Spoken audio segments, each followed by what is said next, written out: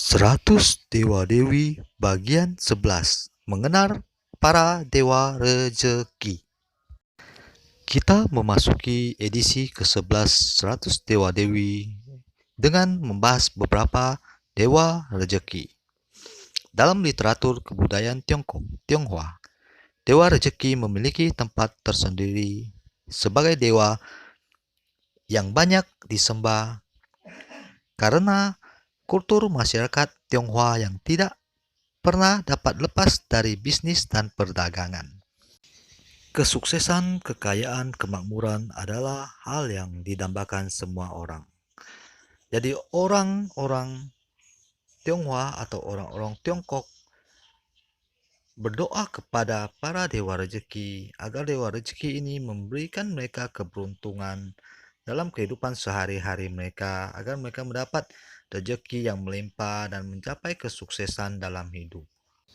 Dewa rezeki sangat banyak disembah dan memiliki tempat tersendiri dalam kehidupan masyarakat Tionghoa. Bisa kita lihat sendiri pada saat perayaan Chinese New Year atau Tahun Baru Imlek, banyak hiasan atau ornamen-ornamen yang menampilkan dewa rezeki, simbol-simbol dewa rezeki, simbol-simbol kemakmuran. Saya mohon sebelum kita lanjut, tolong teman-teman bantu saya dengan mensubscribe, like, dan share video ini. Terima kasih. 82. He He Erxian. Dewa pertama yang akan kita bahas adalah sepasang dewa He He Erxian. He He Erxian adalah dewa yang melambangkan keharmonisan dan juga merupakan dewa keberuntungan seperti dalam pemahaman leluhur-leluhur Tiongkok. Keharmonisan membawa keberuntungan. Selalu digambarkan sebagai dua anak laki-laki yang asyik bermain dengan raut wajah gembira. Satunya memegang bunga lotus dan satunya memegang kotak kecil bertuliskan Shuangxi. Juga sering digambarkan sedang memegang benda-benda yang mengandung kemakmuran seperti padi, pikulan kayu yang digunakan dalam pernikahan orang Tionghoa, uang emas, dan lain-lainnya. He He Erxian dipercaya sebagai dewa yang memberi keharmonisan, panjang umur, kekayaan, dan kesuksesan. Orang-orang zaman dulu biasanya akan berdoa terlebih dahulu pada He He Erxian sebelum hari pernikahan untuk memohon kehidupan rumah tangga yang harmonis setelah mereka menikah. He He Erxian adalah dua orang yang hidup pada masa dinasti Tang, yakni penyair Han San dan temannya Shi Te. Mereka berdua adalah sahabat dekat yang hidup dengan sikap toleransi yang tinggi antara satu sama lain. Bahkan persahabatan mereka terjalin dari sejak keduanya anak-anak hingga keduanya meninggal. Dikisahkan bahwa keduanya adalah sahabat sejati yang sama sekali tidak pernah bertengkar maupun saling menjelek-jelekkan satu sama lain. Kisah keduanya berlanjut ketika mereka meninggal, di mana Dewi Kuan Yin turun langsung menjemput arwah keduanya untuk dibawa ke Kahyangan membina diri. Setelah mencapai pencerahan di bawah bimbingan Dewi Kuan Yin, keduanya diangkat oleh Li Huangtati sebagai dewa keharmonisan.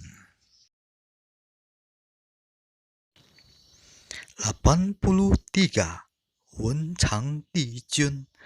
Wen Changdi Jun adalah salah satu dewa kelompok rasi bintang utara. Di Istana Langit, Wen Changdi Jun dapat dikatakan sebagai menteri urusan administrasi Kahyangan. Wen Changdi Jun adalah pelindung kaum intelek para terpelajar. Oleh sebab itu biasanya di altar yang menyembah Nabi Kongzi selalu ditambahkan altar untuk Wen Changdi Jun. Wen Changdi Jun pernah lahir menitis pada dinasti Tang dengan nama Zhang Yaji. Beliau menjabat sebagai menteri dan sangat mengutamakan pendidikan, namun akhirnya gugur secara patriot dalam perang. Setelah kematiannya, arwahnya dibawa ke istana surga dan membina diri di bawah bimbingan Nantou Xinjun. Setelah mencapai pencerahan, langsung diangkat oleh Yi Huangtati sebagai dewa pelindung kaum terpelajar.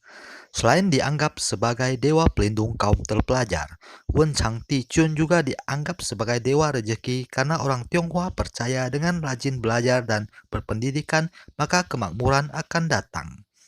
Wen Changti Chun sering ditampilkan bersama keempat pengawalnya, yakni Kui Chun yang berwajah setan dengan tubuh kecil, membawa maupi, pensil Tiongkok, dan gantang atau alat penakar. Lalu ada Cui yang biasa dilukiskan sebagai orang parubaya berjubah biru atau merah. Juga Tianlong yang berarti si tuli langit dan Tia yang berarti si bisu bumi.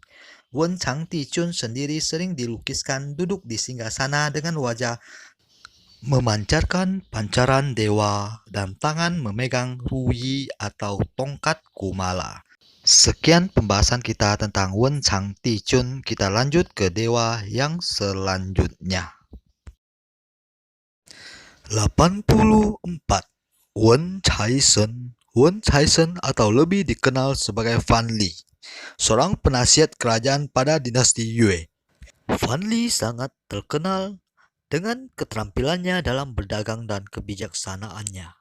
Prinsipnya mengumpulkan harta sebanyak-banyaknya untuk mengatasi kesulitan hidup, namun meninggalkan harta ketika membebani hidup sungguh luar biasa.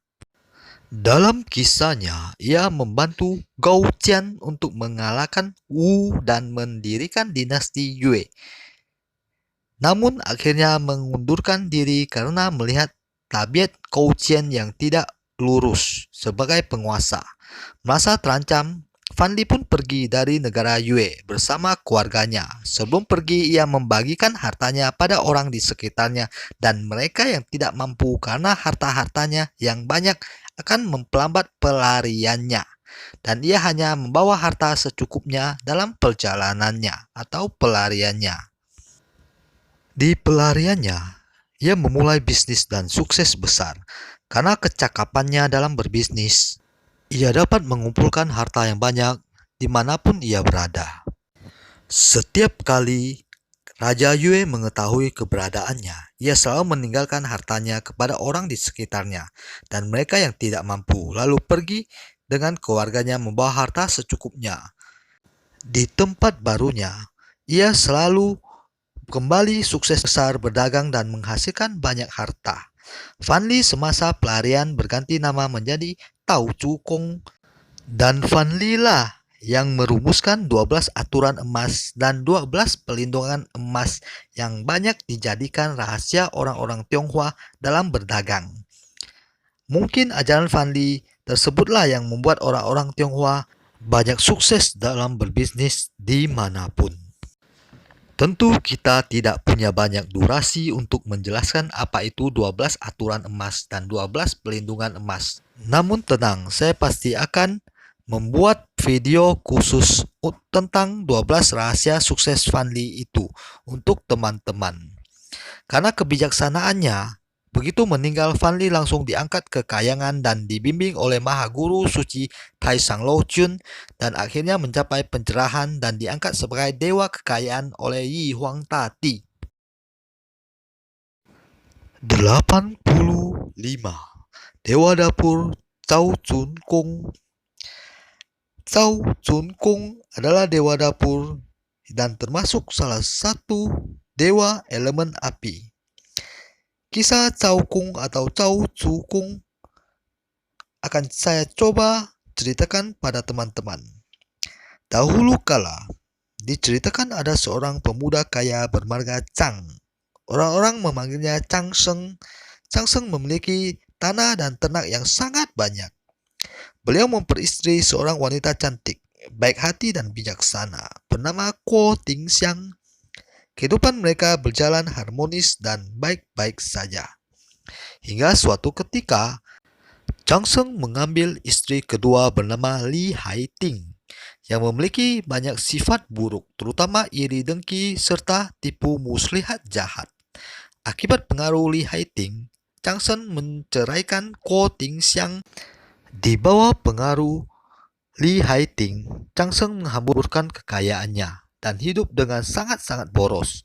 2 tahun kemudian, Chang Sheng bangkrut dan jatuh miskin. Li Haiting yang jahat melihat Changsen jatuh miskin, meninggalkannya dan pergi dengan lelaki lain yang lebih kaya.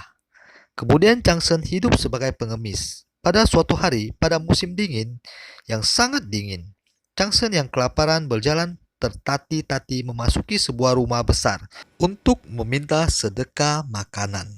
Seorang pelayan menerimanya dengan baik, membawanya ke dapur dan memberinya makanan. Dari penuturan sang pelayan, Changsen mengetahui bahwa pemilik rumah besar adalah seorang janda baik hati yang suka menolong orang-orang miskin dan mereka yang kesusahan. Dan janda itu tidak menikah lagi. Hal itu menimbulkan rasa kekaguman pada Changsen. Pada saat janda itu datang ke dapur, Changsen terkejut bukan main. Bagai disambal geledek, ternyata wanita itu tidak lain adalah bekas istrinya, yakni Kuo Ting Xiang. Karena malu tidak berani menemui mantan istrinya itu, Changsen bersembunyi di tungku masak, tetap di situ tak bergerak meskipun api panas membakar tubuhnya. Kuo Ting Xiang yang mengetahui orang yang mati terbakar di tungku adalah mantan suaminya begitu sedih, hingga akhirnya meninggal karena dilanda kesedihan. Setelah meninggal, Changsen bertekad membina diri. Setelah membina diri puluhan tahun, di bawah bimbingan Maha Guru Suci Taishang Lochun, akhirnya mencapai pencerahan dan diangkat sebagai dewa dapur oleh Yi Huang Tati dan juga dianggap sebagai salah satu dewa rejeki. Sekian edisi 100 Dewa Dewi khusus untuk Dewa Dewi keberuntungan atau Dewa Dewi rejeki kita kali ini. Sebenarnya masih banyak Dewa Dewi atau Dewa keberuntungan yang dapat kita gali lebih mendalam. Contohnya Dewa Rejeki 5 penjuru atau Wu Cai Shen. Khusus untuk Dewa Wu Cai Shen, saya akan membahasnya secara khusus di video selanjutnya. Dan untuk video seri kali ini yang membahas tentang Dewa Rejeki, kita akhiri sampai di sini. Dan saya mohon teman-teman untuk mendukung terus channel ini. Kita akan terus membahas tentang dewa-dewi dalam kebudayaan Cina Tionghoa, segala hal tentang adat budaya Tionghoa dan kehidupan orang Tionghoa, terutama di Indonesia. Dan saya mohon teman-teman untuk terus mendukung channel ini, tentu saja dengan mensubscribe, like, dan share video ini. Subscribe, bunyikan loncengnya, like dan share video ini. Tetap dukung channel ini untuk membagikan info-info tentang kebudayaan, tradisi orang Tionghoa, dan segala hal tentang orang Tionghoa.